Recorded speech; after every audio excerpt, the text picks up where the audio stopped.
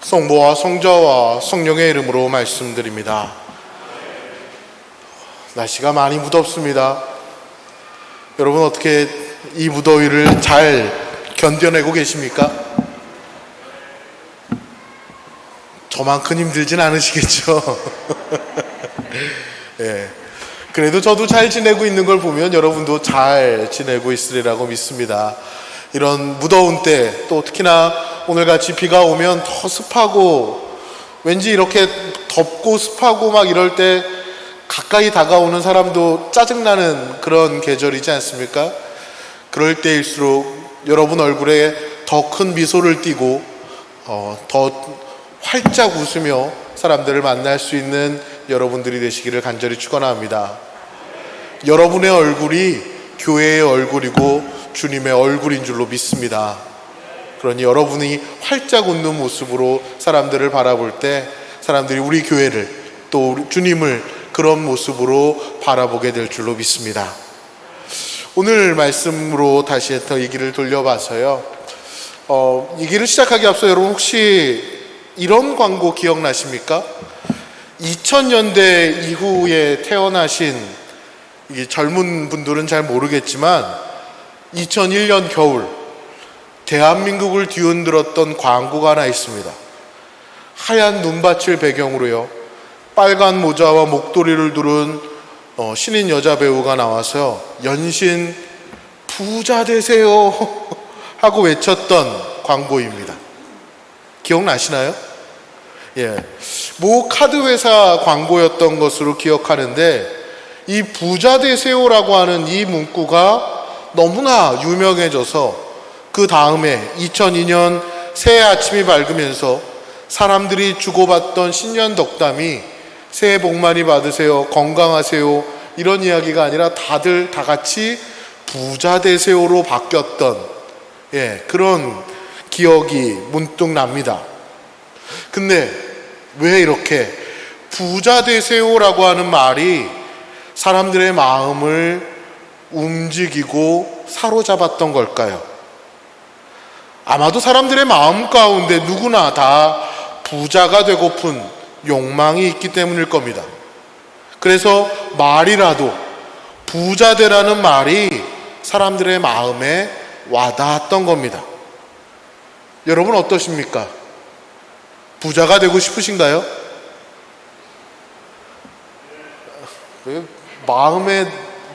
마음의 소리에 솔직해지시기 바랍니다.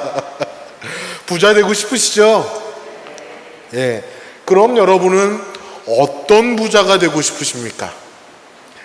우리가 부자라고 하면요, 흔히들 재산이 많은 사람, 돈이 많은 사람을 부자라고 합니다. 또 땅을 많이 가지고 있는 사람은 땅 부자, 자식이 많은 사람은 자식 부자라고도 합니다. 근데 여러분 생각해 보십시오. 얼마나 많은 재산을 가지고 있어야 부자라고 할까요? 여러분은 얼마 정도를 가지고 있어야 부자라고 생각하십니까? NH투자증권이 발간한 보고서를 보면요, 한국의 중산층이라고 부르는 사람들은요, 적어도 부채를 제외한 순자산 32억은 있어야 부자라고 인정을 한답니다. 자, 여기 계신 분 중에 나는 부자다 하시는 분, 난 절대 평생을 가도 난 부자가 될 수 없을 것 같습니다. 예. 근데 이번에 다른 조사에서 보니까 금융재산을 한 10억 원 이상 보유한 사람들, 그러니까 즉 나름 돈 좀 있다고 하는 사람들을 대상으로 그 사람들에게 부자의 기준을 물었더니 빚 없이 재산만 100억은 있어야 부자라고 한답니다. 불과 한 10년, 20년 전만 해도요, 1억만 있어도 부자라고 생각했던 사람들이 얼마나 많았습니까? 예. 그렇다면 한 10년, 20년 만에 물가가 30배, 100배 이렇게 뛰었을까요? 아니요. 우리들의 욕심이 그만큼 늘어났다는 증거입니다. 그리고 이러한 욕심은 점점 더 늘어만 가고 있습니다. 사실 사람이 살아가는 데 있어서요, 재물처럼 필요한 것은 이 세상에 없습니다. 여기서 의식주도 나오고요, 명예도 나오고 권력도 나옵니다.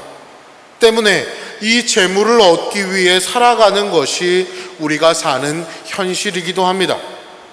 이처럼 재물은 우리의 삶 그 자체입니다. 그러나 분명히 기억해야 할 것이 있습니다. 살아가는데 없어서는 안 될 절대적으로 필요한 재물이지만 그것이 때로는 우리의 마음을 가장 어둡게 하기도 하고 우리의 삶을 불행하게 만들기도 한다는 겁니다. 그렇게 하나님께서는요, 이스라엘 백성을 광야에서 40년 동안 만나를 먹게 하면서 훈련을 시키셨습니다. 그 목적은 아주 단순합니다. 재물에 대한 훈련입니다. 너희들이 먹는 것, 입는 것, 그리고 너희들이 가지고 있는 모든 소유는 하느님께서 주시는 것이라는 것을 가르쳐 주시고자 하신 겁니다. 어느 분의 조사에 따르면요, 예수님의 비유가 한 37개 정도가 된다고 합니다. 그 중에 절반에 해당하는 18개의 비유에서 돈에 관한 이야기가 나온다고 합니다. 또한 성서 전체에서요, 믿음과 기도에 관한 구절이 각각 500개 정도밖에 안 되지만 돈에 관한 구절은 무려 2000개 정도나 된다고 합니다. 이게 뭘 얘기할까요? 돈이 인간사에서 가장 중요한 것이기 때문에 돈에 대한 분명한 가치관을 정립하지 않고서는 하느님을 바로 믿을 수 없다는 사실을 이야기하는 것이기도 합니다. 왜냐하면 재물을 바로 다스리지 못하고는 올바른 믿음의 길을 갈 수 없기 때문입니다. 유대인들의 격언 가운데요, 물질을 다스려라. 그러면 너에게 참으로 유익한 종복이 되리라. 그렇지 못하면 물질은 너에게 폭군이 되어 너를 지배하게 될 것이다 하는 말이 있습니다. 그렇습니다. 내가 재물을 다스리지 못하면 재물이 날 지배하게 되어 있습니다. 그러므로 성도는 물질에 대한 분명한 철학을 가지고 살아야 합니다. 오늘 본문은요, 바로 그러한 성서적 물질관에 대해 가르쳐주고 있습니다. 오늘 복음 말씀을 보면요, 어떤 사람이 예수님을 찾아와서 형에게 아버지의 유산을 나누어 주라고 타일러 달라 하고 부탁합니다. 왜 이 형제에게 재산 분배 문제가 생기게 되었는지 다양한 추측은 가능하겠지만 확실한 건 아마도 이 동생이 자기가 받은 유산이 적다고 여겼기에 더 달라는 걸 겁니다. 하지만 예수님의 대답은요, 이 유산 분배에 대한 문제를 해결해 주시는 것이 아니라 오히려 그리스도인이 추구해야 할 것이 무엇인지에 대해 이야기하십니다. 15절 말씀입니다. 어떤 탐욕에도 빠져들지 않도록 조심하여라.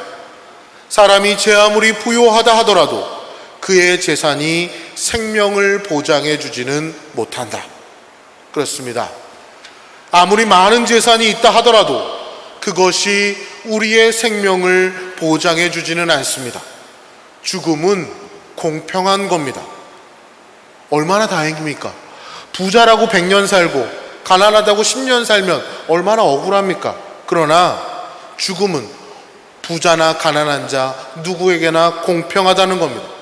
그러니 탐욕을 버려라. 그것 가지고는 생명을 보장할 수 없다는 겁니다. 여러분, 죄의 뿌리가 무엇인지 아십니까? 탐욕입니다. 욕심입니다. 야고보서 1장 15절에요. 욕심이 잉태한 즉 죄를 낳고 죄가 장성한 즉 사망을 낳느니라고 했습니다. 죄가 어디에서 시작됩니까? 욕심에서 비롯됩니다. 탐욕입니다. 왜 살인합니까? 왜 전쟁합니까? 빼앗기 위해서, 남의 것을 탈취하기 위해서 욕심에서 나오는 겁니다. 그러므로 이것을 물리쳐야 한다는 겁니다. 죄의 뿌리를 뽑아야 한다는 겁니다. 예수님은 오늘 이 말씀과 함께 어리석은 부자에 관한 비유를 들려주십니다. 어떤 부자가 많은 소출을 얻게 됩니다. 곡식이 너무 많아서 지금의 작은 창고에는 다 보관할 수가 없습니다. 그래서 그는 그 작은 창고를 허물고 더 큰 창고를 지어서 곡식을 보관합니다. 그리고 이제 그 많은 재산을 보면서 편히 쉬려고 할 때 하나님께서 그의 영혼을 거두어 갑니다. 그 부자는 자신의 재산을 써보지도 못합니다. 이 이야기가 이야기하는 것이 무엇일까요? 당장, 내일, 아니 이 순간이 끝나고 이 성당문을 나서는 그 순간 무슨 일이 벌어질지 모르는 것이 바로 인간의 삶이라는 겁니다. 그러나 이 세상적인 것으로 우리의 삶에 확실한 보증을 주는 것은 아무것도 없다는 겁니다. 그래서 오늘 읽은 전도서에서는요, 세상적인 모든 것이 헛되다 이야기하는 겁니다. 세상적인 것으로, 물질로, 돈으로 자신의 생명을 연장하거나 진정한 기쁨을 얻을 수 없습니다. 사실 우리의 삶이 그렇습니다. 우리가 지금 세상에서 고생하며 얻는 것들이 사실은 우리를 죽음으로 향하게 하고 있습니다. 우리는 죽기 위해 땀 흘려 고생해가며 먹고 삽니다. 먹으면서 목숨이 연장되고 그래서 영원히 사는 것이 아니라 그렇게 고생해서 죽기 위해 결국 흙으로 돌아가기 위해서 우리에게 주어진 짧은 시간을 고생만 하다가 죽어야 합니다. 그렇기에 헛된 것입니다. 그래서 오늘 이 독서에 사도 바울로는 골로새서 3장 2절 말씀에 지상에 있는 것, 세상적인 것에 마음을 두지 말고 천상의 것, 영원한 것을 바라보라고 가르치고 있습니다. 진정한 지혜란 세상 헛된 세상의 것을 바라보고 그것을 움켜쥐려 하는 것이 아니라 하늘의 것, 천상의 것을 바라보고 그것을 찾아야 한다는 겁니다. 오늘 말씀의 비유에 등장하고 있는 이 부자에 대한 부자에 대해서 하나님께서는 어떻게 평가하고 계십니까? 하나님께서 이 부자를 가리켜 뭐라 하십니까? 이 어리석은 자야. 여러분, 사람들이 나를 어떻게 평가하는 것도 중요하겠지만 성도라면 마땅히 하느님께서 나를 어떻게 평가하고 있는가 하는 문제를 더 중요하게 여겨야 할 줄로 믿습니다. 사람들이 저를 보며 잘생긴 사람, 이렇게 하니까 별로 이렇게 반응들이 없으시네요. 뚱뚱한 사람, 인간성 좋은 사람, 인정 많은 사람, 여러 가지로 평가할 수 있을 겁니다. 그러나 진짜 중요한 것은 하느님의 평가인 줄로 믿습니다. 하나님께서 오늘 나를 어떻게 평가하실까? 이것이 중요한 것입니다. 하나님께서 이 부자를 평가하실 때 이 어리석은 자야 하고 말씀하십니다. 이 부자가 과연 어리석습니까? 세상적으로 볼 때요, 이 부자는 어리석은 사람이 아닙니다. 어리석다면 과연 그 큰 부를 이루었겠습니까? 세상적으로 볼 때 그는 영리한 사람입니다. 노후도 대비할 줄 아는 사람입니다. 그러나 하나님께서 이 부자를 바라볼 때 그는 어리석은 자입니다. 왜 그렇습니까? 먼저 부자는 하나님께 감사하지 않았습니다. 비유 속에 등장하는 부자는요, 그 밭의 소출이 풍성했습니다. 얼마나 추수를 많이 거두어 들였는지 곡식 쌓아둘 곡간이 부족했습니다. 문제는 이 사람이 부자가 된 것이 누구 때문입니까? 물론 자기가 열심히 부지런히 일해서 부자가 되었을 겁니다. 본문의 말씀 어느 곳을 보아도 이 부자가 사악한 방법이나 아니면 나쁜 방법을 통해서 부자가 되었다는 말은 없습니다. 정직한 사람이었을 겁니다. 부자가 될 만했기 때문에 부자가 되었던 거죠. 그럼에도 불구하고 그는 자기가 어떻게 부자가 되었는지, 누가 비옥한 땅을 주셨는지, 누가 하늘에 햇빛을 주셨는지, 누가 때에 따라 비를 내려주셨는지 이런 것들을 잘 알지 못했습니다. 그래서 본문에는요, 감사의 표시로 하나님께 11조를 드린다거나 감사 예물을 드렸다는 표현이 전혀 없습니다. 이 부자가 어리석은 것은 자기의 부귀영화가 전적으로 하느님으로부터 왔다는 사실을 깨닫지 못한 데 있습니다. 부자는 하느님께 감사해야 할 이유가 엄청나게 많은 사람이었지만 감사하지 않았습니다. 그는 그저 자기 자신이 능력이 뛰어나서 또는 재수가 좋아서 부유해졌다고 믿었을 뿐입니다. 자기의 부와 소유의 근원이 하느님으로부터 온다는 사실을 깨닫지 못했던 겁니다. 그래서 그는 어리석은 사람이 되었던 겁니다. 또한 이 부자가 어리석은 까닭은요, 그의 생각의 중심이 하느님께 있지 않고 자기 자신에게 있다는 겁니다. 오늘 본문 말씀 17절부터 19절 말씀입니다. 이 곡식을 쌓아둘 곳이 없으니 어떻게 할까 하며 혼자 궁리하다가 옳지, 좋은 수가 있다. 내 창고를 헐고 더 큰 것을 지어 거기에다 내 모든 곡식과 재산을 넣어두어야지. 그리고 내 영혼에게 말하리라. 영혼아, 많은 재산을 쌓아두었으니 너는 이제 몇 년 동안 걱정할 것 없다. 그러니 실컷 쉬고 먹고 마시며 즐겨라 하고 말했다. 여기서 제일 많이 나오는 단어가 무엇입니까? 내 창고, 내 모든 곡식과 재산, 내 영혼입니다. 헬라어 원문으로 보면요, 내가라는 단어가 8번 나오고요, 나라고 하는 말이 4번이나 나타나고 있습니다. 누가 중심입니까? 나입니다. 내가 중심입니다. 하나님의 생각이 아닌 자신의 생각대로 살겠다는 것이 강하게 드러나고 있습니다. 그리고 그의 삶의 목적은 실컷 먹고 마시며 즐기는 겁니다. 그러나 하나님께서는요, 그게 다가 아니라고 말씀하시는 겁니다. 오늘 죽으면 모든 것이 끝나면서 내가 가진 모든 것이 남의 것이 되고 너는 하늘의 심판을 받게 된다는 겁니다. 천국과 지옥이 기다리고 있다는 겁니다. 거기까지 생각해야 된다는 겁니다. 이 사람이 어리석은 이유는요, 오늘 자기가 죽는다는 사실을 몰랐다는 겁니다. 그래서 죽음을 준비하지 못했다는 겁니다. 우리는 70년, 80년의 인생을 정말로 아둥바둥하며 최선을 다해 살아갑니다.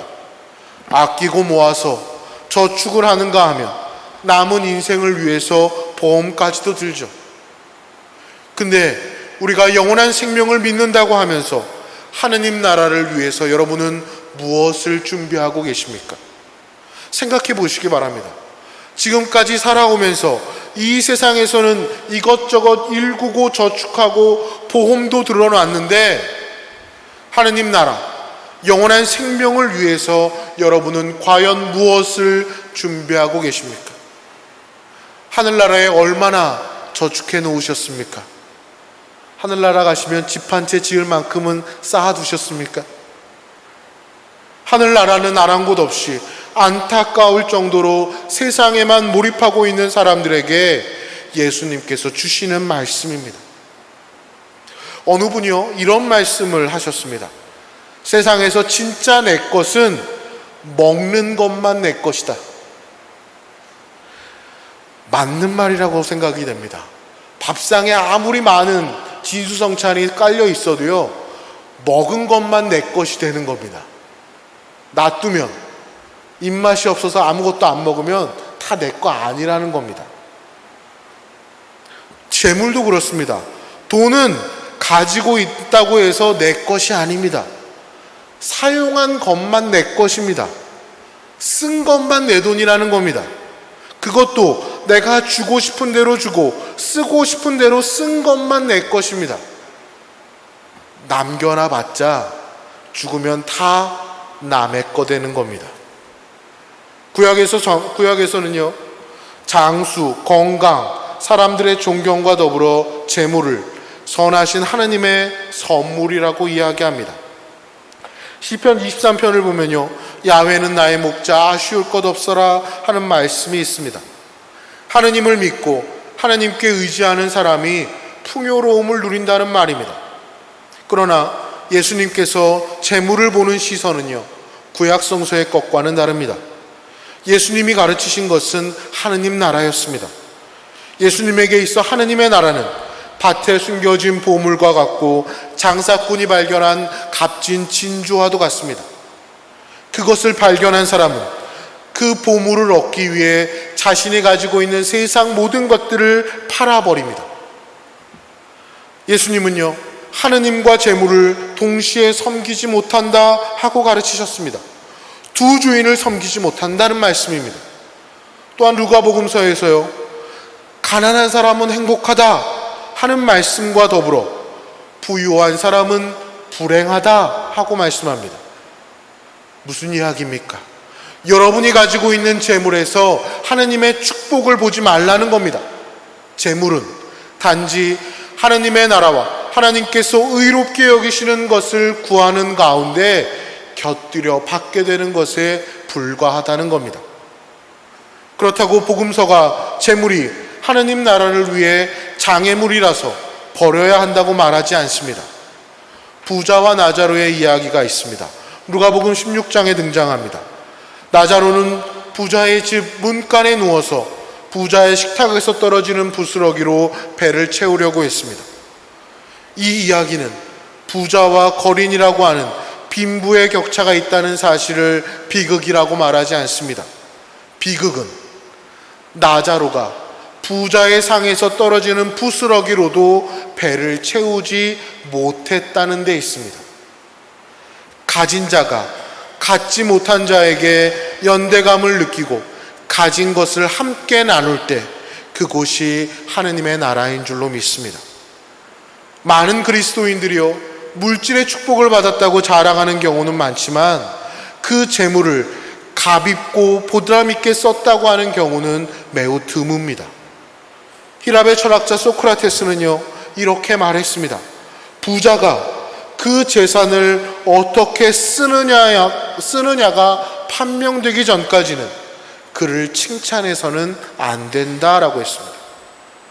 사람들은요, 많은 재산을 모으게 되면 복받았다고 합니다. 그러나 아직은 축복이 아닙니다. 성도는 버는 축복이 아니라 쓰는 축복을 받아야 할 줄로 믿습니다. 적게 벌면 적게 번 대로, 많이 벌면 많이 번 대로 바르게 쓸 줄 알아야 합니다. 하나님의 나라와 하나님께서 원하시는 대로 쓸 수 있어야 합니다. 누가복음 12장 48절 말씀에요, 많이 받은 사람은 많은 것을 돌려주어야 하며 많이 맡은 사람은 더 많은 것을 내어 놓아야 한다고 하셨습니다. 어떤 사람이 착하고 슬기로운 종입니까? 버는데 만족하는 사람이 아니라 올바로 쓸 줄 아는 사람이라는 겁니다. 하나님의 나라는 하나님의 은혜로우심이 우리의 실천으로 나타나는 데 있습니다. 우리가 가지고 누리는 것을 먼저 은혜롭게 보아야 합니다. 그리고 그것을 함께 나눌 때에 그 은혜가 이 땅 가운데 펼쳐지며 이 땅에 하나님의 나라가 임하는 줄로 믿습니다.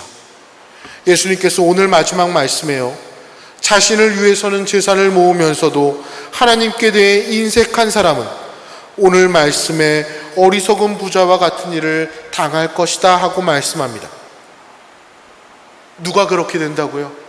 하느님께 인색한 사람입니다.